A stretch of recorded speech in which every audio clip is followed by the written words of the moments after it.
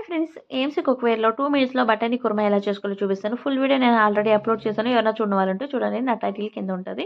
ఇప్పుడైతే ఒక పాట్ పెట్టేసుకొని, కొంచెంగా ఆయిల్ వేసుకొని, ఇక్కడ చూపిస్తున్న మసాలాలన్నీ ఇందులో వేసేసుకొని, పప్పులు అంతా దోరగా వేయించేసుకోండి. టమాటా, ఎర్రగడ్డ, పచ్చిమిర్చి ఇవన్నీ కూడా వేసేసుకొని దోరగా వేయించుకొని పక్కన తీసి పెట్టేసుకొని, పూర్తిగా చల్లారిన తర్వాత మిక్సీ పెట్టేసుకొని, ఇప్పుడు అదే పాటలో కొంచెంగా ఆయిల్ వేసుకొని, ఆవాలు, కరివేపాకు, జీలకర్ర, అల్లం వెల్లుల్లి పేస్ట్ వేసుకొని, కొంచెం వేగిన తర్వాత కాలీఫ్లవరు, క్యారెటు, బఠానీ నానబెట్టి వేసుకున్న ఎండు బఠానీలు, మీకు కావాలంటే ఆలు కూడా వేసుకోవచ్చు. ఇదంతా కొంచెం మగ్గిన తర్వాత ముందుగానే పేస్ట్ పట్టుకున్నాం కదా! అది ఇందులో వేసేసుకొని, తగినంత ఉప్పు వేసేసుకొని, ఒక 2 సెకండ్లు అలా కలిపేసుకొని, సెక్విక్ లిడ్ పెట్టేసుకొని, లిడ్ పెట్టుకోవడం వల్ల చాలా త్వరగా అయిపోతది. 2, 3 నిమిషాల్లోనే కుర్మా రెడీ అయిపోతదనమాట. ఇలా రెడీ అయిన తర్వాత లాస్ట్‌లో కొంచెం చింతపండు గుజ్జు వేసుకొని, కొత్తిమీర వేసి గార్నిష్ చేసుకుంటే రెడీ అయిపోతది.